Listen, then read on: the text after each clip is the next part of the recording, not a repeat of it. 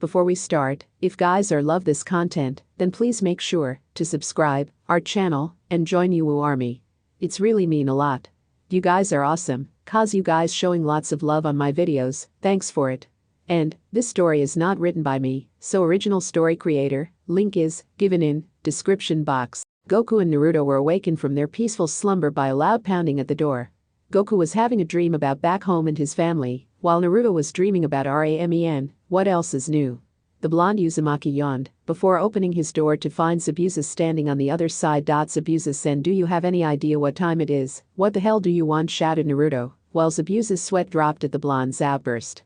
Someone's not a morning person, Zabuza thought. Kakashi wanted me to tell you. He wants you and the Gaki over there to meet him at the Memorial Stone at noon for something important, Zabuza said, while Naruto nodded. So, what do you have planned for today? Zabuza-sen, Goku asked. Well kid, I've got to go to the academy and begin teaching the others on how to use a sword in combat.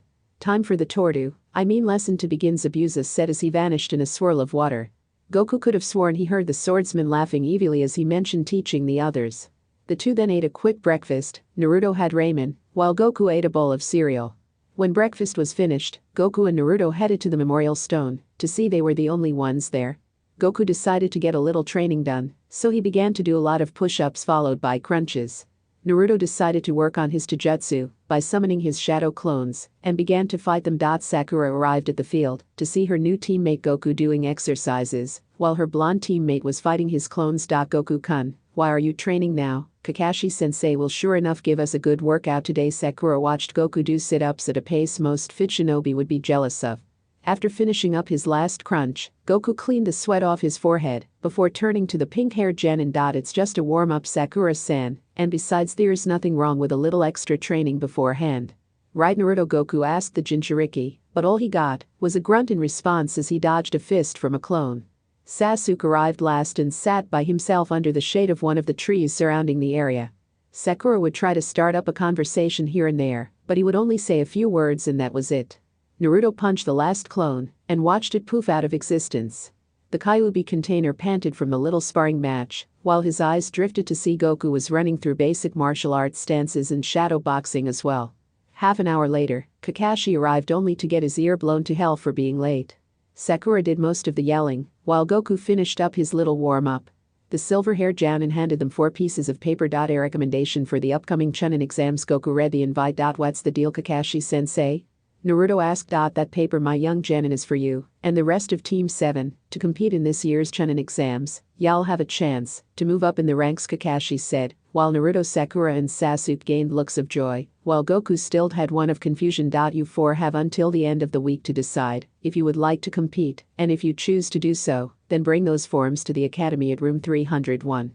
And before I forget, I'm giving you all the week of, so you can train and prepare, or to take it easy. Kakashi did a quick seal and vanished in a swirl of leaves. Well, Sasuke team, are you entering? Asked Naruto, which got a scoff from the Uchiha. Of course, dope, Sasuke said, and Naruto grew irritated due to the nickname he was given. Hey guys, what exactly are the Chunin exams? Goku asked.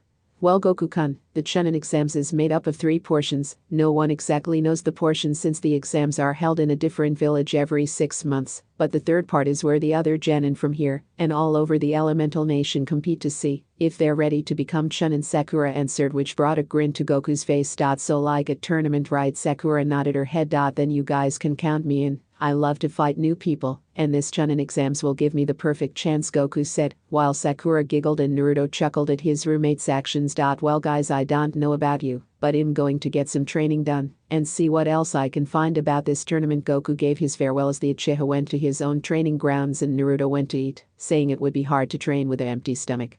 Sakura herself was in deep thought as she held onto the Chunin exam form tightly. She wondered if they could really take the exams when they have been Genin for not even a year. But Sakura decided she wouldn't let that stop her. Besides, the others would think she was a wimp and a loser if she didn't compete. Goku walked around the village, finally doing some sightseeing. The Saiyan never realized how big Konoha was until he decided to explore it. But all good things must come to an end as he turned the corner to see a much older boy dressed in black lift a small child up the scruff of his scarf. He appeared to be wearing makeup on his face or lipstick, the Saiyan couldn't tell which.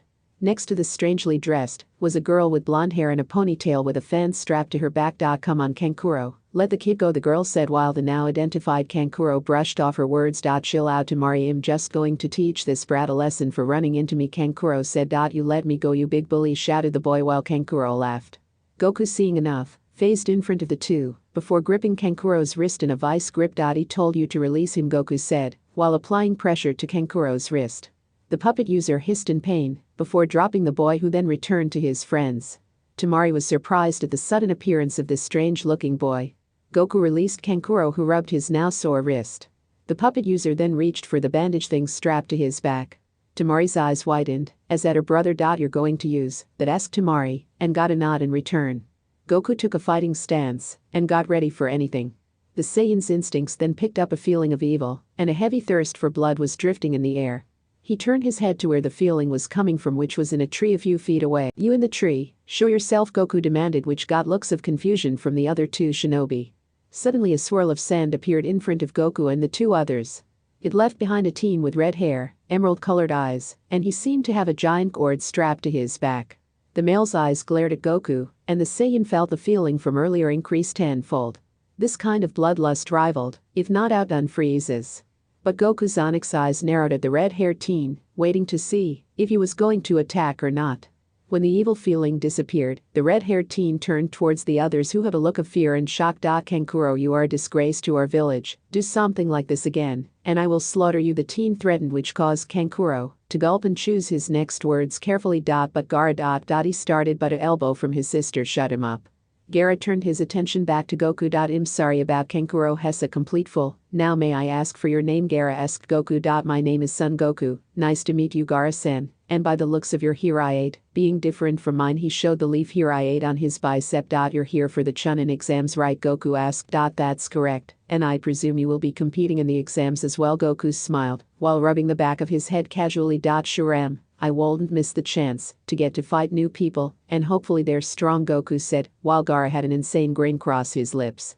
I look forward to destroying you in the Chunin exams. Son Goku. Gaara and his siblings began to walk away back to their hotel. Yeah, we'll see, Gaara. We will see, Goku smiled, then turned back to the kid he freed.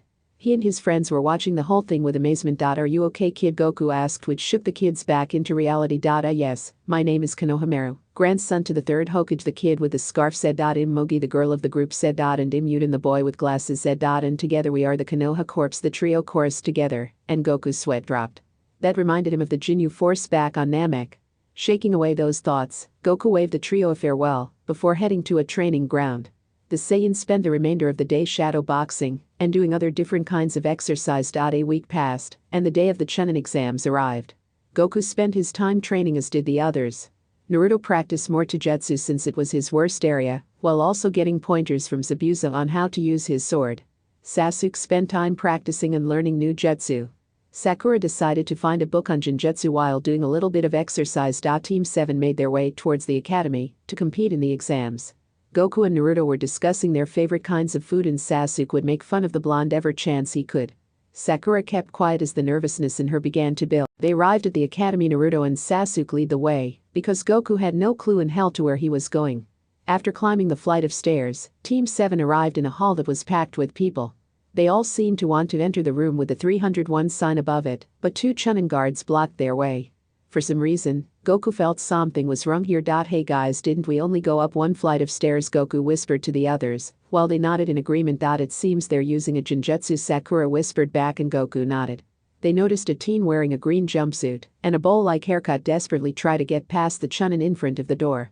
The two Chunin pushed the teen to the ground and told him to get lost. Yash, I will get past this door if it's the last thing I do, shouted the teen. Lee, why must you be so loud? Groaned a girl who helped Lee up. Tenten, I must get through this door, because not only do my flames of youth depend on it, but so does our chances at becoming Chunin, Lee said, while a boy with long brown hair and eyes that reminded Goku of Hinata sighed. Don't worry about it, Lee, and besides fate has declared you will fail anyway, the teen bluntly said. Not true. Niji. Lee turned to his teammate, but while looking over his shoulder he seen someone that has been searching for. Lee rushed over to Team 7 with a smile. Hi, I'm the second green beast of Konoha, and I would like a fight with you, Sasuke-kun. The smile partially blinded the members of Team 7 who didn't expect such bright teeth. After regaining their vision, Sasuke asked why he wanted to fight him. Because you are a prodigy, and I want to prove a person of hard work can surpass a genius, Lee said. Sasuke declined the offer, But Goku didn't miss the beat. I would like a battle with you, Lee Sengoku said, while Lee turned his attention towards the Saiyan. I'm sorry, I don't know your name. What is it? Asked Lee. My name is Son Goku. Nice to meet you. Goku offered his hand and Lee smiled. He shook the Saiyan's hand. Yash, your flames of youth are definitely bright, Goku-kun. I would enjoy a spar with you. Team 7 and Team Guy made their way to an open part of the academy where the two could battle. The two took their familiar martial artist stance, Goku's being the turtle style and Rock Lee took the stance his sensei taught him. Both made no movement but each watched the other, seeing who would slip first. Is either going to make a move anytime soon? Tenten asked Sakura, who shrugged her shoulders. I think Goku-kun or Lee-sen is waiting to see who makes the first move, Sakura said, but that wasn't true at all. Lee was trying to find a flaw in Goku's form, and Goku was trying to see when Lee would avert his attention, leaving him unfocused. Goku suddenly had an idea on how to catch Lee off guard. He unwrapped his tail from around his waist and scratched his head with it. Team Guy was shocked at what they were viewing. Lee's opponent had a fucking tail. Niji's Byakugan tried to see if it was a fake, but he found it was attached to his body. I thought that was a belt. Is that a real tie? Tail, stuttered Tenten, while the weapon user looked at Sakura, who simply nodded like the tail was no big deal. Lee was so surprised that he actually dropped his stance for a second to see the appendage. Goku, acting on Lee's distraction, made the first strike. The Saiyan phased in front of the Taijutsu user, and with a powerful punch sent Lee crashing into a wall, creating a big hole. Don't drop your guard, Lee-sen, because in battle, focus and attention is the most important, Goku said, while rewrapping his tail around his waist. Lee emerged from the wall and shook away the dots in his vision. Lee also couldn't help but chuckle at his own foolish mistake. You are right, Goku-kun. I just didn't expect such a youthful surprise, Lee said, while retaking his stance. Goku smiled. This Lee guy definitely has the same love for fighting like the Saiyan himself did. This time, Lee sprinted towards the Saiyan. The Taijutsu user threw a right hook which Goku dodged by doing a handspring backwards and using the tip of his foot to catch Lee in the chin.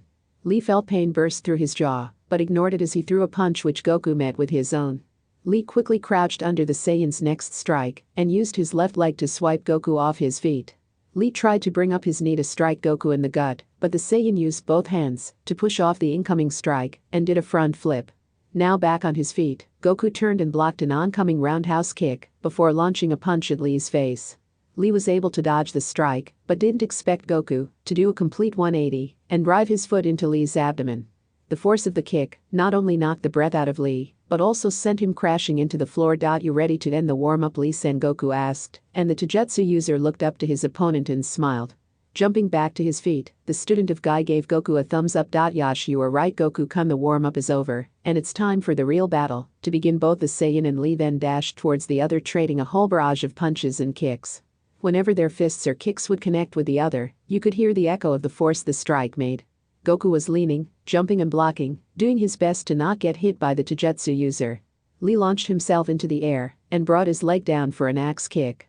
Goku threw up both arms and blocked the oncoming attack. The ground underneath Goku's feet cracked from the attack Lee delivered. Goku couldn't help but be impressed from the skills this fighter seemed to have. Whoever trained Lee definitely did a good job at it. Goku noticed Lee got back to his feet after his little axe kick attempt. Goku threw a punch, but Lee did a baseball slide and thrusted his foot up and kicked Goku in the chin. The Saiyan warrior was launched into the air with Lee right behind him. Lee gripped the Saiyan warrior from behind before gravity started to take effect on the two warriors. As they descended to the floor below, Lee started to spin while keeping Goku trapped. It's over, Goku-kun. I win this round, Lee said. Goku suddenly had an idea. As they approached the ground at an alarming rate, Goku put two fingers to his forehead before the two fighters vanished. Hey, where did they go? Niji, can you find them? Tenten asked the Hyuga, who tried to use his Byakugan.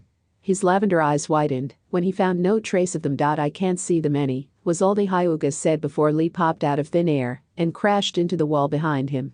Goku appeared on the arena floor with a smirk. Got to love instant transmission, he said, while Lee limped out of the broken wall. Wow, Lee, you sure are persistent when it comes to fighting, Goku said while Lee smiled.